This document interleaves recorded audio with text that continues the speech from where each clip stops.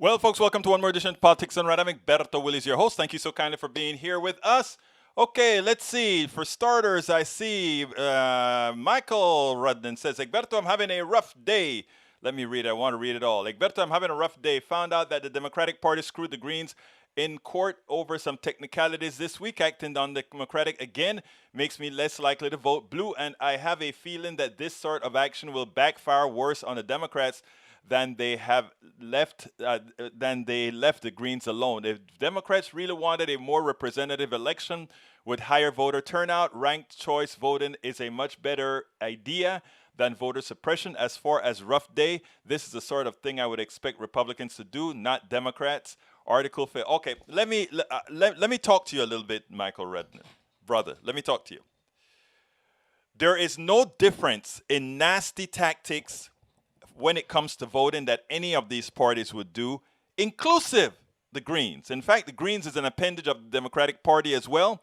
And many of the indignities that we face in the Democratic Party, they're now facing in the Green Party. Trust me, I've worked with some of the former person who ran for the president of the Green Party is a good friend of mine, Cobb. Now, let me just say one thing. What we have to do here is I don't call it vote for the lesser evil. What I call it is strategic voting, so that ultimately we can work towards the outcome that we as progressives know or desire. Let me give an example. Is Biden a progressive? He likes to tout that way, but when Biden gets into office, Biden will be listening mostly to the people that makes him believe that he has to listen to them. And that goes for absolutely every politician running. For anybody who's listened to my show for a long time, you'd hear me say things like, politicians are empty vessels to be filled. When they are filled with money, that overrules everything if they think that money corresponds as well to the people, that money can control the people as well. In other words, I'm the bad politician, or I'm the empty vessel that's a politician right now. And this lobbyist is offering me a lot of money. Everybody wants a certain amount of money, and not very many people can be pure enough to say no.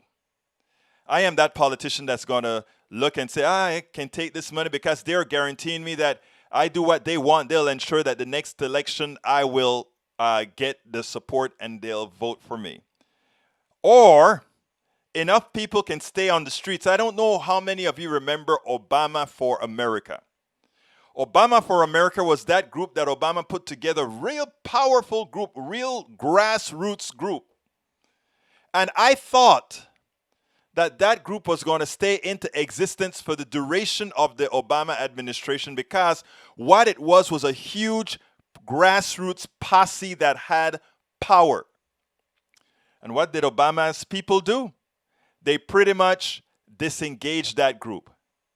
That is one of the reasons what I stand for, what we should stand for, is forming our grassroots groups independent of the politicians, so that we are the ones filling that vessels, not simply a politician who created us to create that movement to move forward. What am I saying, Rudnin? I am saying there's a lot of kicks that we are going to take because much of that we hadn't done. But we have organizations right now that are working on building these structures independent of the politicians, so that we are putting in to that empty vessel what needs to be there. And so lose no hope. Do nothing that will cause us to have to take a couple of steps backwards, because I tell you what, Donald Trump is bad, and a lot of folks on the other side is bad as well, but are bad as well. But what we have to do is realize the differences. And in realizing those differences, we can come to the right decisions. Okay, so I'm going a little bit ahead of myself and welcoming folks already. Welcome Michael Rudnin, welcome AVQ, Paul Fleming, ATL, Norman Reynolds, Surviving, Bruce Pollard, two-party system requires hard love, Michael Rudnin, Egbert says, I have the feeling Greens would take. Yes, I know they would take offense to that, but we can't forget what the truth is, though. So please, you're a great investigator, Michael. Just go ahead and do some research on the Green Party. Do a research on what happened last year in choosing the president and vice president. Also, remember that we had the convention here in Houston for a while. So what I'm trying to say is the purity is going to come from the grassroots, not from these people that are populating these things and fighting for power. What you find is people and there are some people in the Democratic Party, they get into an argument among themselves, and then they go ahead and because they can't come to an agreement among themselves, they go form another party or they go form something else. I like other parties based on true ideas, not because you and I differ in something and I want to just move to another party, because that way you don't get results. Because I look at the Democratic Party right now and I look at the fight that we have between the progressives and the centrists and so forth, right? And when I look at that, I'm like, is that crazy? The truth of the matter is they don't belong in the same party.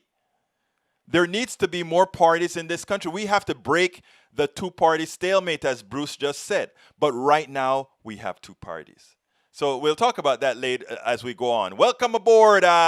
Let's see, Michael. Let's welcome aboard Norman, Bruce, Bridge MCP. Welcome aboard. Lawrence Sims. Welcome aboard. Andrew Harris. Welcome aboard. All right, let's continue. We have a great program for you today, folks. So I'm going to get into it because these are two good, solid interviews I know you are going to love. So anyhow, let's get busy. Title of the show today, and let me go ahead and put that show on the screen today.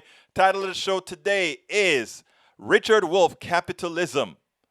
What did I call it here again? Come on, Egberto, porque no lo puedes hacer? Capitalism caused sickness, not COVID. Republican will never vote GOP again. Professor Economist Dr. Richard Wolff visits with us to discuss the capitalism and COVID-19. A young Nebraskan said he was to ditch the GOP. How did I find this young Nebraskan? Well, this young Nebraskan, I got an email from RAVT, Republicans, RVAT, Republicans voting against Trump. Out of the blue, hey, would you like to talk to one of these guys? And I said, of course I would want to talk to one of these guys.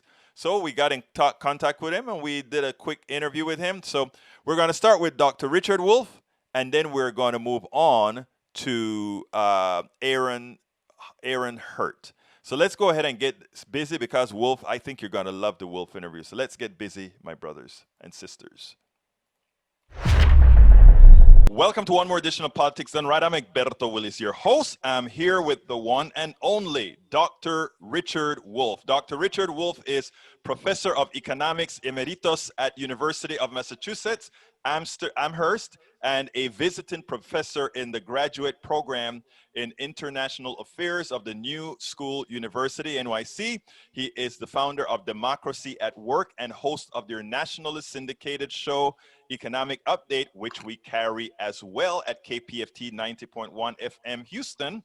His latest book is The Sickness is the System: When Capitalism Fails to Save Us from Pandemics or Itself, and is available along with his other books, Understanding Socialism and Understanding Marxism, at www.democracyatwork.info, and as well, the books are at our site, politicsdoneright.com. Dr.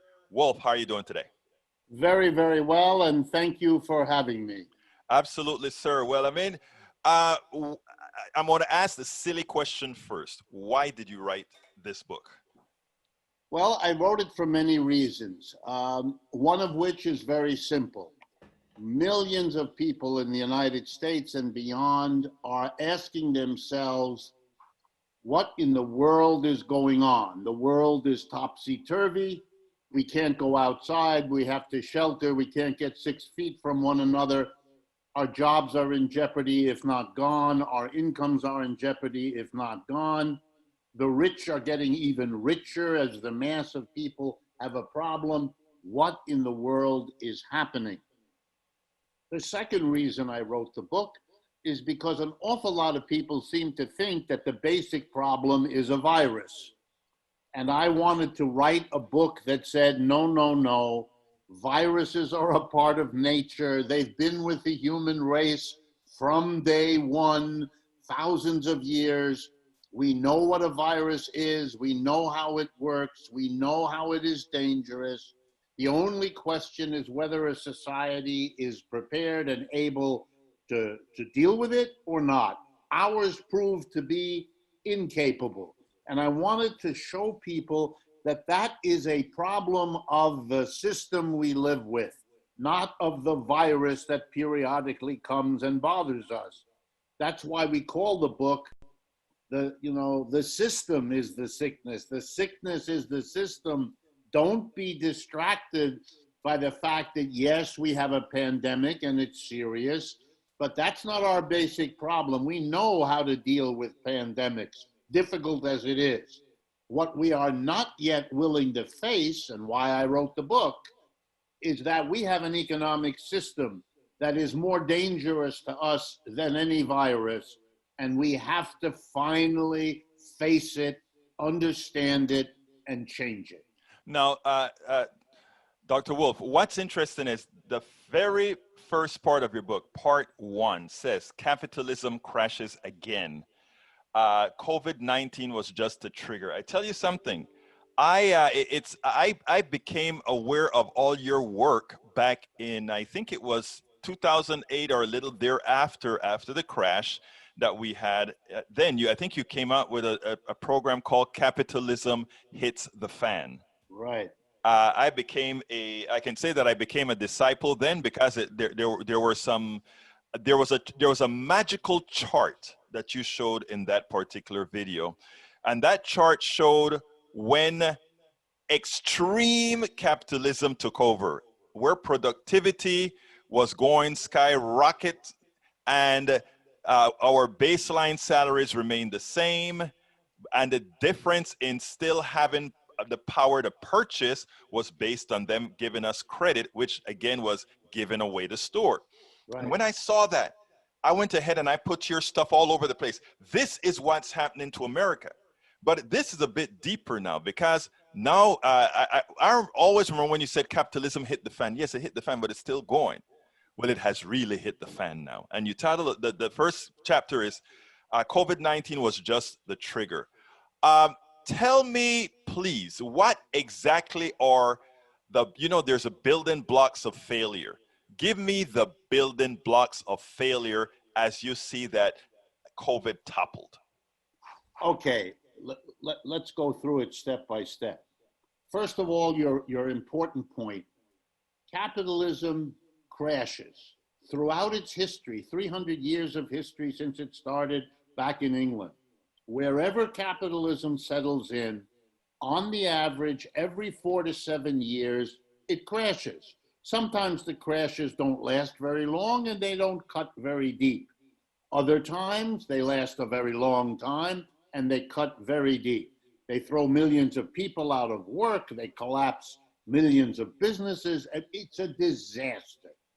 Capitalism has tried, through its 300 years, everything it can think of to stop this, because they understood, particularly the capitalists, the big businesses, that this periodic crash would turn people off to the system, and that might mean there would be a movement for a social change, a different system that wouldn't leave the capitalists at the top. So they had every interest to try to make the system less unstable.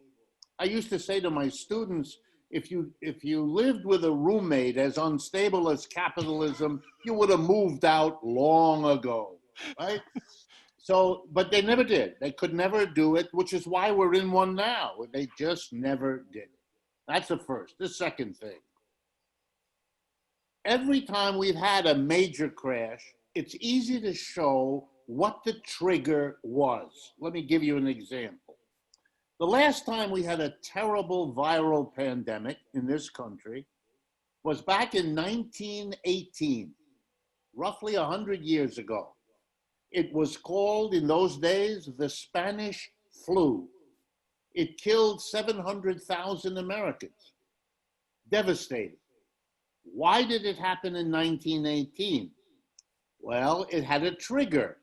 The trigger was World War I, which went from 1914 to 1918. It exhausted people. It decimated economies. It made people have to do with less food than they were used to, with bad diets, with inadequate medical attention. So in a sense, the population was weakened and was vulnerable, and wham, the virus came. Well, now let's do today.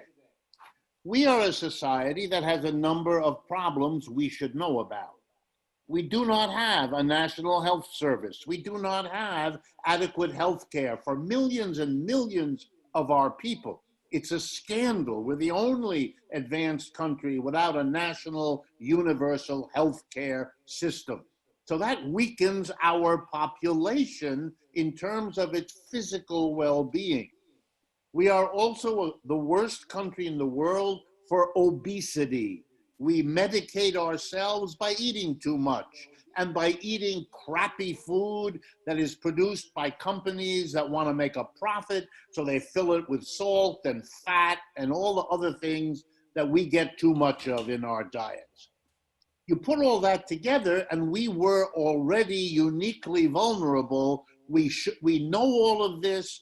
Our biologists, our nutritionists, they know all of this. We understand it, but we didn't do anything about it. And that, I think, made us vulnerable to this virus. One more little fact before I give you the last part of the answer.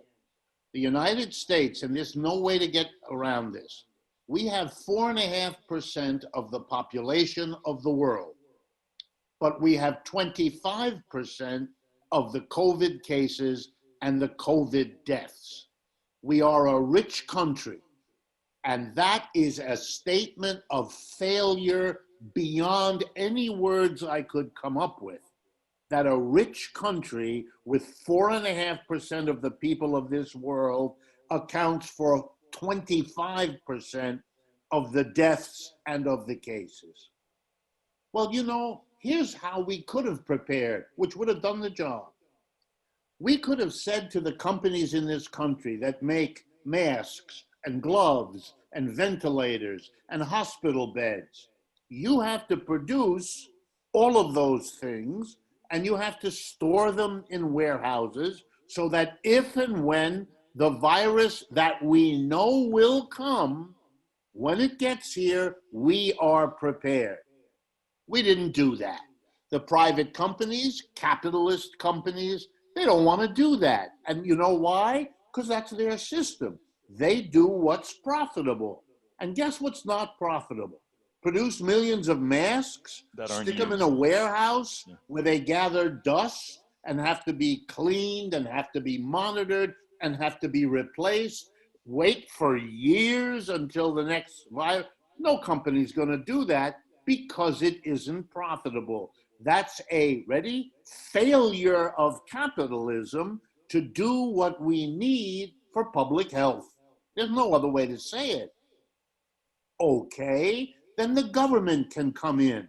That's what the government's supposed to do. It should come in and say, well, private capitalism stinks at maintaining public health, so we'll do it. We're the government, we will buy the masks, the gloves, the ventilators, all of it. We will store it around the country where people are, and we will maintain it, and we will monitor it, and we will have it available when the next virus hits.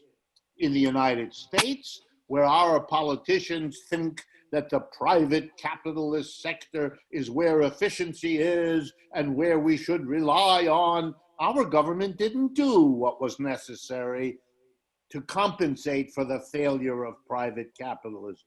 By the way, the government knows exactly what I'm saying, because let me give you an example where the government does do what I tell people. It's the military. You know, it's not profitable to produce a gun or a tank or a missile or any of the things. And so private companies wouldn't do it unless they knew the government would buy it at a price that would generate a profit. So the government comes in and does it.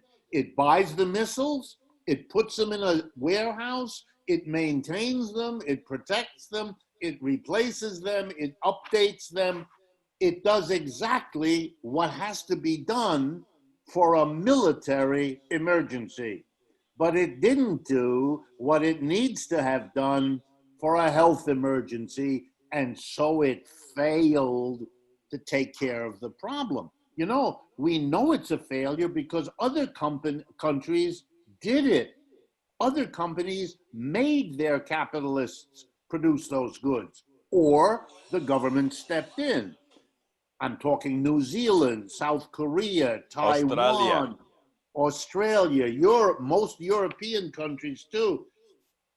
I mean, the failure here is staggering. The only thing more overwhelming than the failure of the United States is the capacity of the president of this country to refer to what happened as we're doing great.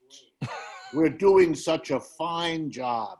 You really have to take your hat off, because my goodness, it's the ultimate in make-believe.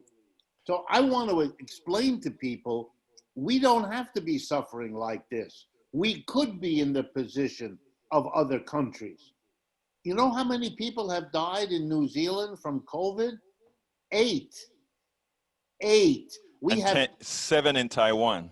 That's right. And we have 200,000, I believe we crossed We today, crossed it. 200,000 dead people. I mean, you are killing this country because of an economic system that wasn't prepared and that has been unable to contain this virus. These are failures of the system. You can't blame this on the virus. Other countries did it way better than we did.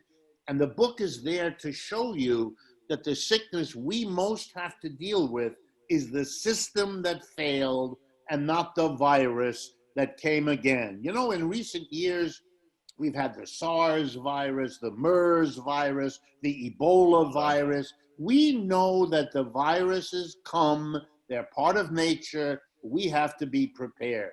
There is no excuse, given what we know, for the lack of preparedness, unless you understand that our kind of economic system is crippled in that regard and is so afraid of giving the government the power to compensate for their broken down incapacity that they won't let the government do it. And then the result, we die and we are sick. You know, that is what is interesting, Dr. Wolff, is that I think you're correct that I think it's definitely by design. We could take a look at Donald Trump early in the pandemic, and I'm not even talking about whether he knew it or not, but holding back from things that the WHO had ready that America could use, but because they wanted companies, their cronies, to take over things like the ventilators that were supposed to be built at $3,000 a piece that were instead built at $25,000 to $50,000 a piece. And we can go from item to item that shows we actually, by making healthcare a product, by making a sickness a product, or something that is to be solved by a product, what we've done is we've turned everything into saying we have to let our markets handle this, as opposed to what humanity would normally do, get it done. Your thoughts? Yeah, absolutely. And I think you're going to see it now play out with this vaccine business. Oh, We're having yes. companies, we're allowing companies to compete. In other words, to make an effort to be profitable, you want to be the first one out there. So where you cut corners, getting it done quickly, because that's where the profit is. So you cut the corners on testing it, and you cut the corners on safety, and you cut the corner. I mean, we have this over and over and over. This last week, there was a decision in New York State to prosecute, to go after Johnson & Johnson. Why? Because they misled people about the opioids that they produce. You know, since 1997, according to the Centers for Disease Control, over 400,000 people basically died from overdoses of these opioids. which were not explained to people how deadly they were, how addictive they were, the whole story. We have example after example. The cigarette companies that killed unknown numbers of Americans, the health hazard. We let that be shortchanged. We allow companies to produce foods that are cheap and available, that are terrible for your body, that do you harm. We allow private profit to govern our medical care system. And now these chickens are coming home to roost, and we're suffering horrifically from it. Interestingly, you brought up the issue about the vaccine earlier. One of the things I don't know how many Americans know quite yet, I'm pretty sure you do, is that Congress, one of the bills that McConnell wants to put through Congress is something to indemnify companies in the event that they are sued for any missteps having to do with COVID. And I'm pretty darn sure vaccines would fall under that, which means, okay, so we don't test fully because if somehow somebody gets some sort of sickness, we'll be indemnified by the government. That's right. In fact, what Mr. McConnell did, and what is typical for the Republican Trump era now, is he basically said to the Democrats, we will not give another extension of the stimulus, the help that we give to the tens of millions of unemployed people in this country, the tens of millions of people affected in one way, directly or indirectly, with a lost job or lost income. We won't do it unless you, the Democrats, give us this indemnification, this relieving of business of any responsibility. Look, this country has not mandated for businesses to take the steps that are necessary to keep us safe. When President Trump ordered the meatpacking workers last summer to go back to work, he demanded that they go back to work. He did not demand anything like a set of cleanliness measures that their employers would have to install. The employers don't want to have to do it because it cuts into their profits. Yeah. And the same situation is going on now. They don't want the employers not only to have to keep the place clean, but then to give them an added incentive to not spend any money on taking care of the COVID risk by saying to them, no one can sue you no matter what happens, even if they can show that your failure to socially distance, or your failure to disinfect, or your failure to check the vaccine before you injected it into a human body produced the sickness, the illness, the death.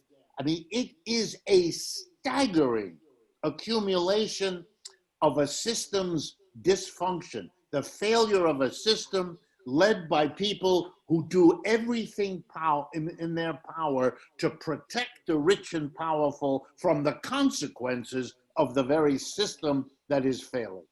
Now, Dr. Wolff, here's an issue.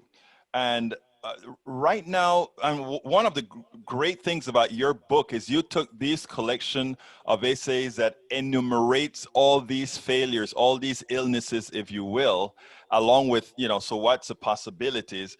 How do we get mass penetration? Because when somebody reads your stuff, they get it. The problem is getting a sufficient quantity of Americans to read this stuff, absorb this stuff, and not fall for an indoctrination of a failed system. How do we skin the cat differently so that we have better penetration? Well, I think it's a slow slog, and I share your frustration. I wish we could do it better, bigger, faster. But I have to say, and I don't mean this to flatter you, programs like yours, networks like Pacifica, all of us on the podcast universe around this country, we are getting there. People are turned off by the mainstream media. They know how manipulated it is. It's not just the overwhelming partisanship of Fox News and all of that, nor is it, CNBC or CNN. They leave out much of the profound problems of this society. And I think, really, and I haven't said this before in my life, more and more people get that. They know that the things are falling apart. They feel it, they see it, they sense it, and they don't get from the media what they need to understand it. That's our job. That's what the book was written for. That's what your programs try to do. And I think we just have to keep at it, noticing, as we do, that the people who go find us on YouTube and so on, it keeps growing steadily every week for most of us. And I think that's a sign of a shift in this country. Let me give it to you this way. It's a little different. A great political leader once responded to the frustration of those around him who said, nothing seems to be changing, nothing seems to be happening. And he said to them, like the wise fellow that he was, look, for decades, nothing seems to happen. And then in a few weeks, decades happen. I like That's that. how it, yeah, isn't it wonderful? I love that. It's building, and then suddenly, wow. It happens. And I think the American people, when they understand the magnitude of what has been done to them, what you referred to in the beginning, the last 40 years of rising productivity and stagnant wages, and how that made the rich richer and everybody else in difficulty, and why we now have all living under the umbrella of debt that we can barely carry. As people understand who benefited from all this, why it's possible that you can't afford to get your kids through college, and Jeffrey Bezos in the last 6 months went from $135 billion to 175. I mean, you will see a kind of rapid transformation in which people will then put together the bits and pieces all of us have put out there and begin to see the picture for what it is. You know, Dr. Wolff, I've been talking about the revolution will not be televised. And it's interesting because what I'm actually seeing is that's a stolen phrase, of course, but I morphed it into the depression will not be televised. Right now, we are in a depression. There are people starving. If you go out to San Antonio, Texas, Houston, Texas, several parts of New York, there are big parking lots with cars and a lot of food there ready to give these people. But it's not making a lot of news because the corporate class doesn't want people to realize how bad things are. So what I'm glad to see is, first of all, is we have books like yours, and like you said, there are many programs that are starting to put this out. I have folks that are working in Oregon right now that's showing the pictures of what's really going on, not only with fires, but with people's lives. So I think this is so important, and I want to thank you for coming to the show and ask you your last words before we close out. Well, I think it's crucial what you say. This word has to get out. These understandings have to get out. But look, there's a little bit of compassion I think we need to have for ourselves. We are living in the disintegration of the American capitalist empire. I didn't say this in the past. I'm not an alarmist, but I am now persuaded I don't see a way out. I don't see it. The Chinese economy has caught up to the United States and is about to surpass it. America waited too long and too late to figure that out. It can't deal with it. The separation from the Europeans, an act of rageful blaming others, is making the alliance incapable of holding itself together. You're seeing disintegration, not just in the United States with the fires and the hunger and the explosion of evictions that is literally around the corner, but globally. The United States is in a period of decline. And if we've learned anything from history, it's very hard to go through that. It's particularly difficult for the people in the declining empire to face up to it. Look, the British Empire is long over. and many people in Britain still can't get their minds around that reality. We're at an earlier stage, but that's what's happening, and we have to be cognizant, and this is a little scary, but I'll have to say it as my closer. We need to change out and get beyond capitalism, or else capitalism will take us down with it. Dr. Richard D. Wolff, author of The Sickness is the System, When Capitalism Fails to Save Us from Pandemics or Itself. Thank you so kindly for having been once more on Politics Done Right. Thank you very much, and thank you for Politics Done Right. It makes every bit as big a contribution as I try to make, and I am flattered to be part of it. Okay, folks, I hope you enjoyed that. But before I need to go ahead and do my pitch real quickly. But before I do that, I want to tell everybody that's here, whether you're left, right, middle, troll, or whatever, I genuinely care about everybody who happens to come here and give me a view. And the reason why is because that is the way we actually get to change minds. That's the way we get to share minds. That's the way we get to do things. But there's something that bothers me, and I want everybody who's on right now to stay on, because this has to do with what Masticator had to say. Masticator wrote on, and this is why I do what I do. This is dangerous, and I hope nobody leave until you read what Masticator said. He said, do Egberto, I think Egberto and this professor actually want a total economic collapse over a virus no more deadly than the seasonal flu? Yes, they do. They think it gives them the chance to rebuild a socialist utopia. That could not be further from the truth. All I want to build, all of us to build, is a system that supports us all. That's number one. But number two, it is dangerous to claim that this virus is nothing more than a flu. And it irks me that we have a president, the leader of this country, that people genuinely would want to follow because he is the president. For you to sit and tell other people or believe that this is just nothing more than the flu. My cousin got this. He now a very healthy young man. He has a blood clot in his brain. He has kidney damage, lung damage, heart damage. This is not simply the flu.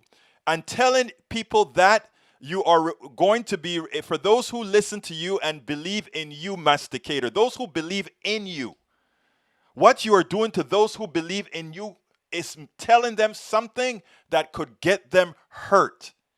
If you're not sure, don't do that. That is dangerous. What the president did yesterday when he says, oh, young people don't get it. A young woman lost her son yesterday because of following that tenet. And that probably is duplicated throughout. Don't do that. There's no humanity in that.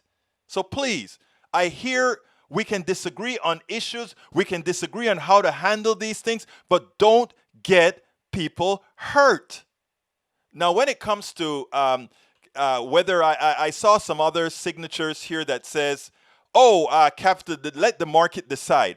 The market is not an intelligent entity. The market is based on profit and loss, demand and supply. When it comes to certain issues within America, demand and supply means nothing, as well as profits means nothing. In other words, it makes no sense at all.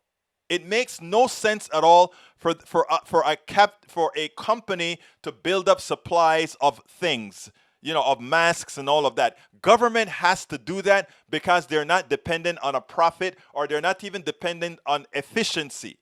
And no, I'm losing my mind. Dr. Richard Wolff made a clear statement that illustrates why that works. He talks about our security. Most of the times, nobody wants to attack America, but we keep America safe by always having a military that's always ready in case. So we build a lot of stuff we're likely never to use and that we're going to destroy tomorrow. So please, people, let's look. There are certain things that we can actually disagree on honestly, but there are certain things that when we disagree on, it actually kills. And Masticator says, I live in truth. You lie all day long. You have yet to be able to tell me one lie that I have told. Not one lie have you been able to actually say that I've told. Thank you very much, Masticator, my friend. But you are wrong and you are misleading people. Those of you that are on YouTube, please support the program. Either go ahead and provide us with a super chat. That way we can keep doing what we do, getting the information out. Or what I rather you do as well is join. Click that join button. It's inexpensive and you keep us getting people like Dr. Richard Wolff on board and others to come by as well. My new book, It's Worth It. How to Talk to Your Right-Wing Relatives, Friends, and Neighbors. Please consider getting that book. It's really a good book. The reviews are very good. Actually, I'm getting my second interview sometime on Friday on the book. It is a good book. People really see that what we're trying to do here is communicate and talk to everybody. Everybody. That is how we are going to win this battle. Talking to everybody. Okay. Now you can also become a Patreon. We would love to get a few more. I'd like to get 100 joins on YouTube as soon as possible. We just got authorization to do that. And secondly, Patreon. Go to Patreon, politicsdoneright.com/Patreon, politicsdoneright.com/PATREON. That is how you can, and you can go to PayPal as well.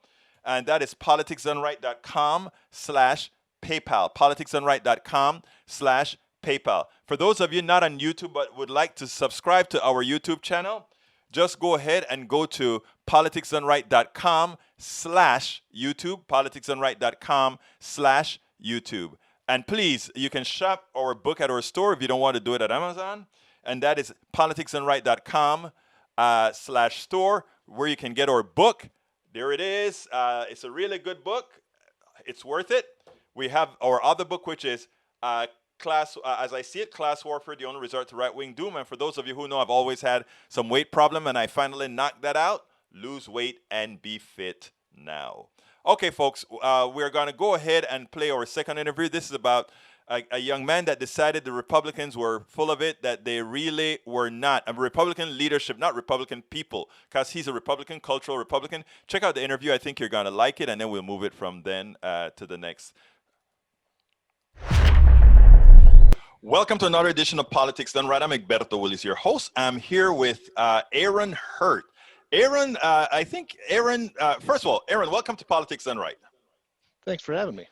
Look, we are excited to talk to you mostly because I think you sent a video to RVAT, Republican voters against Trump. Right, I couldn't remember what the name was exactly. Now, have you voted Republican all your life? Since 2004, I voted for Bush to reelect him, and then I voted McCain and Romney, but then in 2016, I did not vote at all. You didn't vote at all. Were you already starting to get very sort of, depressed with the voting system, the electoral system, or what? I couldn't stand either of the candidates. I watched those debates, and then it was just difficult to watch. Okay, so I guys. just completely stayed out. Now, so what made you a Republican? Basically, growing up in Nebraska, we're a very conservative state. I'm from City, Nebraska, which is home of Cabela's.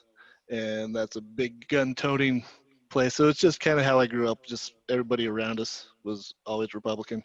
Mm-hmm. Now, I always kind of wondered this, right? Because I just wrote a book about talking to your right-wing neighbors, friends, and families. Because, all of us have those different groups generally in our families. And I always sat down and wondered, what would be different between, let's say, you and me? What would be things that you like that I don't? Why is it that that you think that you have to be just Republican or Democrat or whatever? That I don't know. It's kind of just I was always been told the R was the golden standard and the D was bad, but I've kind of. So that is how you actually grew up, pretty much hearing that, right? R is good, D is bad. Pretty much. And it's pretty much a culture. It's interesting because that is what I've been talking a lot about. I've been saying we really need to have people talking among each other, because what you realize thereafter is like, You know, I didn't know Aaron actually put on his pants the same way that I did. I didn't know Aaron really loved his kids also. I didn't know Aaron wanted all the good things for his. I mean, tell me, what do you want out of life? Basically, just live the American dream. Grow up, be able to support my kids. Let them be make my make it so my kids have a better life than I actually had.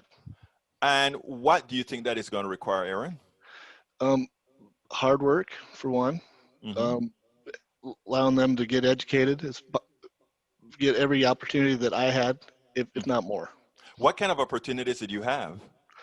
As my parents were able to afford to let me go to college, that was a big main thing. Um, No, but that is good. I mean, actually, that is good, right? Your parents were able to afford to take you to college. Now, you are holding down right now. I asked you earlier on, you're holding down two jobs. So you're working quite a few hours a week, correct? that's correct. I work about 70 hours a week. So 70 hours a week. Yep. And I thought I was the only crazy one around.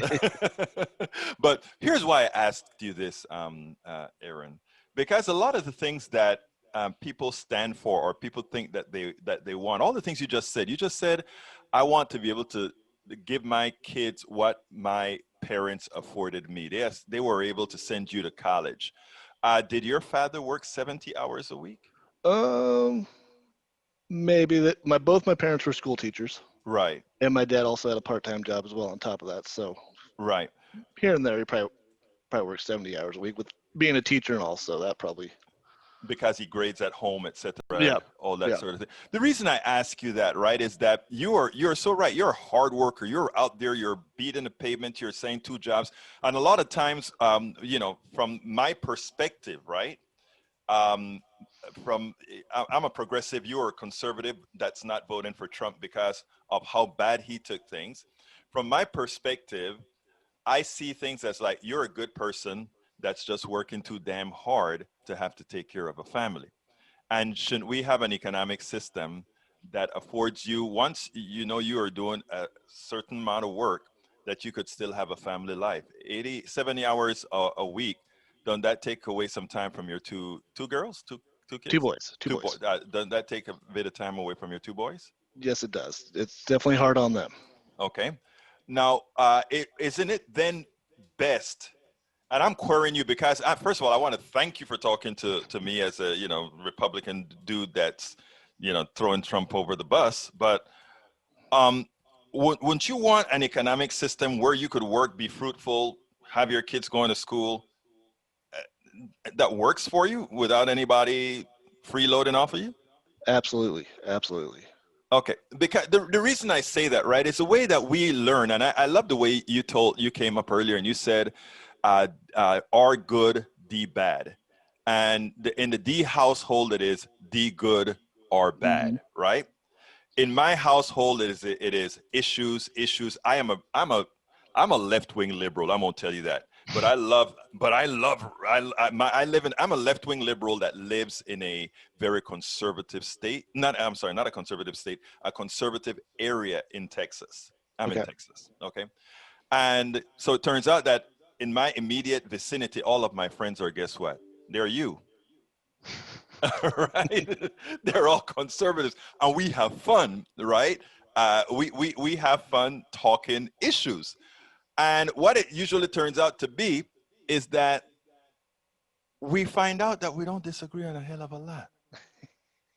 You like your guns. I don't like guns, but I ain't taking your guns away. Yeah, exactly. You see what I'm saying? Now, I don't know. There's one, and in the last book, I always talk about one sticky issue. I can't answer the abortion question. Okay, I can't. I am for whatever a woman wants to do with her body. Exactly. Oh, you are that way too? Oh yeah, I am definitely pro-choice.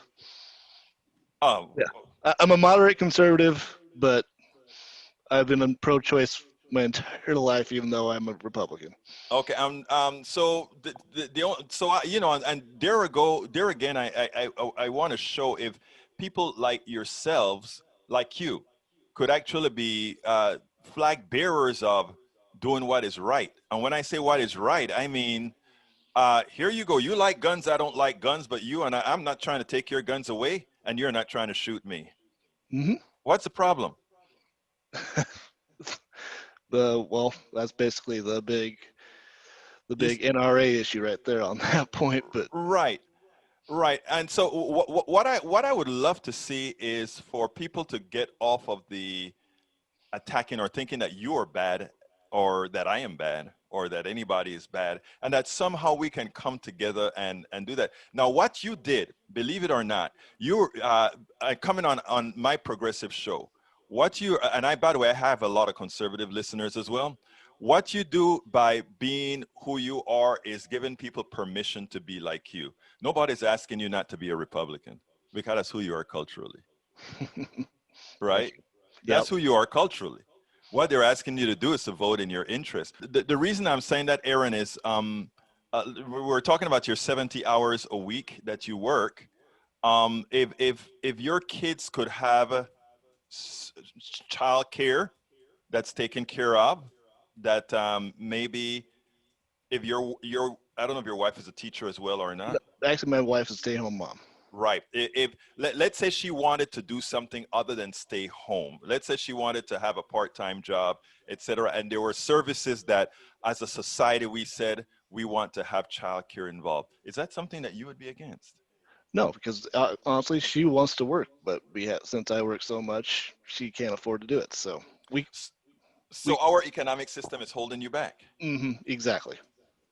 Uh, uh, you know, and those are the kinds of things that I talk about. Do you know that we're in a pandemic right now? But Never heard of it. Just kidding. but we're in a pandemic right now, and you're still working 70 hours a week. You are still putting yourself at risk, I imagine. Yeah. My full-time job I work from home, but my part-time job is essential work. So It's yes, a, I'm pushing my yeah. so you're an essential worker. Now, earlier on, we had things like a stimulus that was given that a lot of people talk about. We don't have enough money for stimulus, right? And I look at you, and I say you are doing fine working 70 hours a week, but in that job that you are doing, where you are an essential worker, oh, shouldn't you really be getting some sort of a stimulus for those of us who don't have to do that as keeping society going? It'd be nice. But don't you see that we should have a require? And you can disagree with me if you want, but don't you think that we owe those people who we're asking to go out there and put themselves on the line a little something for that risk? Well, at my essential job, I actually do make $2 more an hour for being an essential worker, which is nice. And Your it'd be company did that for you. yeah, yeah, and it'd be nice if probably everybody else who's out there risking their lives would be paid a little bit more just to be out there. I agree with that. You know, so those are the issues, and I think progressives like myself believe in, right? And the thing about it is, there's a tendency to say things like, "Well, the money isn't there." And then I asked the question, how did Jeff Bezos, during the pandemic, able to go from $120 billion to $170 billion in worth? To which I also ask, if we were deficit spending, how did we afford given all those tax cuts that we've just given to all these people while we have a lot of people suffering in West Virginia, in Nebraska, in all these other places? Those are the things that I question. And in talking to people like yourselves who are generally support Republicans, who generally support those policies, my question is, good and bad, why do you do it? Like like I said, it's a lot of people just grow up seeing the R, and I've kind of opened my eyes. I've moved to Omaha, which is now a purple, is very Yeah, purple, and luckily Nebraska we split our split electoral your votes, electoral votes. Yeah, and it's a top toss up. So hopefully we can get Biden steal one here in Nebraska. But right. Let me ask you another question, because if I go ahead and I spoke to most Republicans in your state, more than likely I would be kind of just shoot off for two reasons. One is there are preconceived notions that, let's say, a black person is looking for a handout. I'm just saying that there is that sort of a straight stigma. up, yep. I don't. This is politics done right. We speak straight up, so you can say anything on my Nope, show. I completely agree. You would be looked down upon if you were looking for a handout, especially being black. Exactly. If I come and I say I'm a progressive and we need to increase taxes on people who make over $400,000, they'll say, "Oh, you're just a black dude looking for a handout." But a white guy who was a former Republican, or I don't know if you're still a Republican, maybe. No, Okay. I'm registered, but not a Republican. I'm pushing policies that most of them would be considered progressives. And most of the people in your state would look at these policies and say, oh, you're just a pinko liberal. And above that, I have another strike in many areas in this country as a black person saying that we need to increase taxes. The first thing they're going to connotate that to be is somebody looking for a handout. But if it is somebody like you, a white guy who was formerly a Republican, who was on the inside on what is Republican, before having to overcome what I would have to overcome to get people to listen to me behind my having been a progressive, behind my being a black person, don't you think you'd have some power there? Oh, we definitely have a little bit more power, sadly. Right now, my Congressman Don Bacon, he's definitely he was a hell yes to the getting rid of the ACA. Right. And it'd be nice if his opponent she's kind of really far left, and it's going to be a tough road for her. But it'd be nice to get her in there just to sway the things in Nebraska for us a little bit. Well, what I want to tell you, Aaron, is first of all, it takes a lot of courage to be doing what you're doing. It took a lot of courage to make that video that you made, and I'm going to play it along with this when we play this show. But I also want to urge you and encourage you, just like you made that step to go and speak to that group, that you can really make a difference. First of all, as young as you are and where you are, for people to listen to, because people will listen to will listen to what you have to say. I appreciate you talking to me, Aaron, and you keep up the good work and get some rest. 70 hours is a lot of time. This is talking from somebody who works 16 hours a day. So nice. Thank you so kindly for your interview, sir. Well, folks, I hope you liked that. We got to get out of here. I was running out of time, but Masticator, I wanted to get some of the people, I want to put out good information out here. Anyhow, my dear brothers and sisters, we got to get out of here. But I want to say, by the way, let's see, there's Hope. Talk to me offline because you're giving me idea. Let's go ahead and produce that show on RBG. I think that's a good stuff. That would be a very good thing to do. Talk to me offline.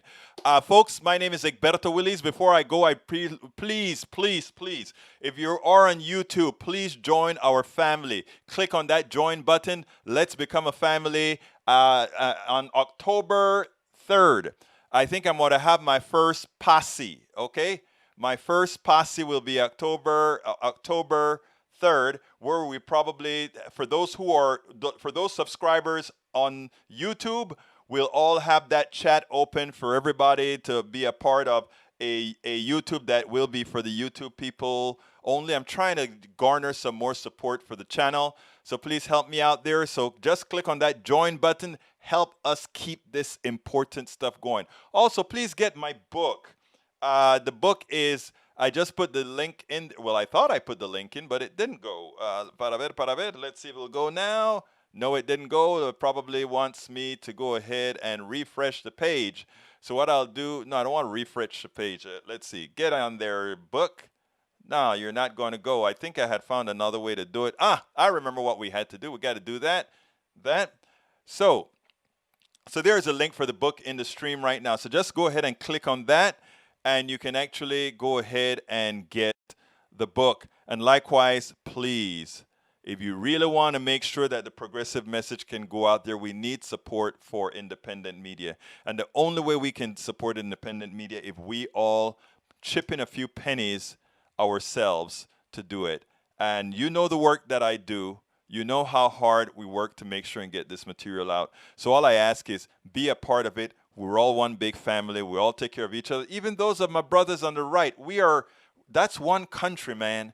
We'll get it taken care of. My name is Egberto Willies. This is Politics Done Right, and you know how I end this baby. I am what? Out! I'm Egberto Willies, host of Politics Done Right, an independent news program. I post several news videos of interest every day. I ask you so kindly to subscribe to my channel, and please leave me some comments. Thank you very much.